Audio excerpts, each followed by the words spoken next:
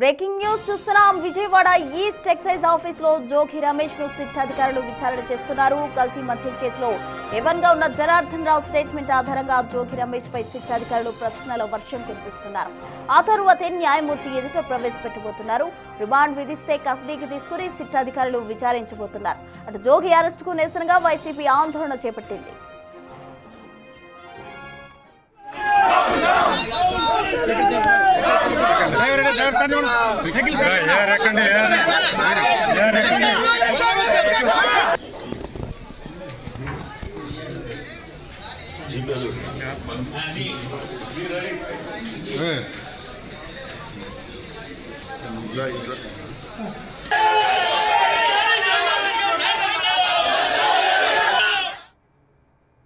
మాజీ మంత్రి జోగి రమేష్ ఆయన తమ్ముడు రాము అరెస్ట్ అయ్యారు. కల్తీ మద్యం కేసులో వారిని ఎక్సైజ్ అధికారులు అరెస్ట్ చేశారు.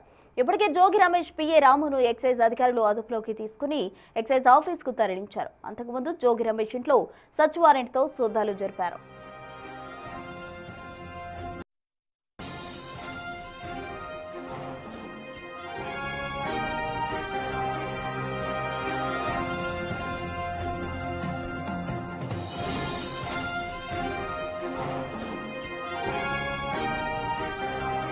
కల్తీ లిక్కర్ కేసులో ప్రధాన నిందితుడు ఏవనైన అద్దేపల్లి జనార్దన్ రావు విడుదల చేసిన ఒక వీడియోలో జోగి రమేష్ ఆదేశాల మేరకే తాను కల్తీ మద్యం తయారు చేసినట్టు సంచలన ఆరోపణలు చేశారు. గత ప్రభుత్వ పాలనలోనే జోగి రమేష్ ఆధ్వర్యంలో నకిలీ మద్యం తయారు చేశామని, కూటమి ప్రభుత్వం అధికారంలోకి వచ్చాక నిఘా పెరగడంతో ఆపేశామని జనార్దన్ రావు పేర్కొన్నారు. అయితే తిరిగి చంద్రబాబు ప్రభుత్వానికి చెడ్డ పేరు తెచ్చే ఉద్దేశంతోనే జోగి రమేష్ చెప్పడంతో మళ్లీ తయారీ ప్రారంభించినట్టు ఆరోపించారు. కల్తీ మద్యం తయారీ కోసం జోగి రమేష్ తనకు 3 కోట్ల ఆఫర్ చేసినట్టు కూడా జనార్దన్ రావు తెలిపారు. అయితే ఈ ఆరోపణలు జోగి రమేష్ తీవ్రంగా ఖండించారు. ఈ కేసుతో తనకు ఎలాంటి సంబంధం లేదని, తనపై బురద జల్లే ప్రయత్నం జరుగుతోందని ఆరోపించారు.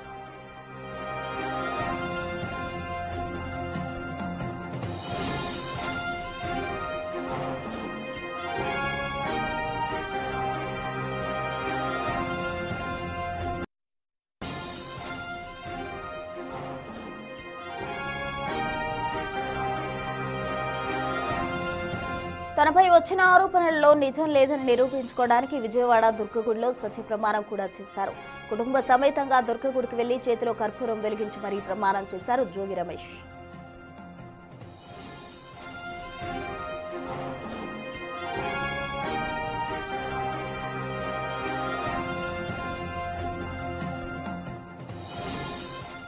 కల్తీ మద్యం కేసుతో తనకు ఎలాంటి సంబంధం లేదని జోగి రమేష్ మొదటి నుంచి చెప్తున్నారు.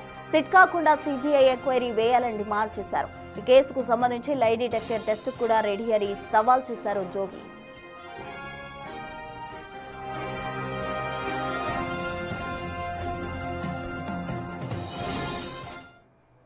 కల్తీ లిక్కర్ కేసులో ప్రధాన నిందితుడిగా ఉన్న అద్దేపల్లి జనార్దన్ రావు ఎక్సైజ్ అధికారులకు ఇచ్చిన వీడియో స్టేట్మెంట్ లో జోగి రమేష్ పేరు ప్రస్తావించారు. జోగి రమేష్ ఆదేశాలతోనే తాను కల్తీ మద్యం తయారు చేసినట్టు సంచలన ఆరోపణలు చేశారు. చంద్రబాబు ప్రభుత్వానికి చెడ్డ పేరు తెచ్చే ఉద్దేశంతోనే జోగి రమేష్ చెప్పడంతో కల్తీ మద్యం తయారు చేయడం ప్రారంభించారని చెప్పారు. జోగి రమేష్ గారు ఆధ్వర్యంలోనే నేను ఇంతకుముందు గవర్నమెంట్ లో ఉన్నప్పుడు కూడా తెచ్చుకొని చేశాను సార్, బయట నుంచి తెచ్చుకొని. అదేవిధంగా గవర్నమెంట్ రాగానే అదంతా ఆగిపోయింది సార్. మళ్ళీ మొన్న టీడీపీ గవర్నమెంట్ రాగానే అన్నీ ఆగిపోయింది సార్. అసలు ఏం చేయడం లేకుండా బాగా స్ట్రిక్ట్ అయిపోయేటప్పటికి ఇక నేను కూడా ఆగిపోయాను సార్ మొత్తం.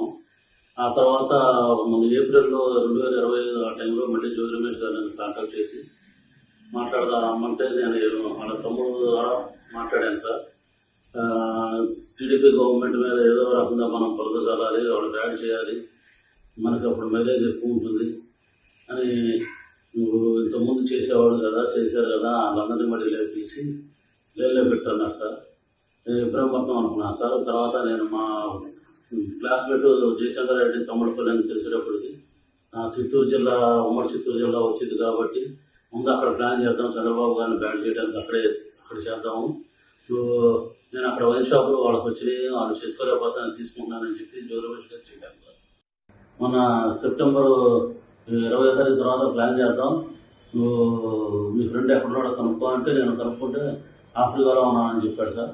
అయితే నువ్వు కూడా ఆఫ్రికా వెళ్ళిపో, అతనితో టచ్లో ఉంటూ నేను పెట్టుబడి పెడతానని చెప్పి కమిట్మెంట్ తీసుకో, నీకు ఇబ్బంది లేకుండా ఉంటుంది, మేము ఇక్కడ అడ్జస్ట్మెంట్ చేస్తాం, అమౌంట్ అంతా మీ బ్రదర్కి చేస్తాం, మీకు ఎటువంటి పరిస్థితులు ఏమీ ఇబ్బంది లేకుండా మేము చూసుకుంటాము, ఎట్లాగో ఇబ్బందులు పడ్డావు కదా, నీకు ఎందుకంటే ఇబ్బంది ఏం పడతావు, దాన్ని వెళ్ళిపో, అక్కడైతే నీకు అన్ని రకాలుగా ప్లస్ అయితే నీకు బాగుంటుంది. మాకు కూడా ఇక్కడ గవర్నమెంట్ మీద తప్పుడు ఆరోపణలు చేస్తే మాకు కూడా కలిసి వచ్చింది, మాకు కూడా మా వైసీపీ గవర్నమెంట్ కూడా కలిసి వచ్చింది అని కొన్ని రకాల భయపెట్టి కొంచెం డబ్బులు ఆశ చూపి అన్ని రకాలుగా చేశారు సార్.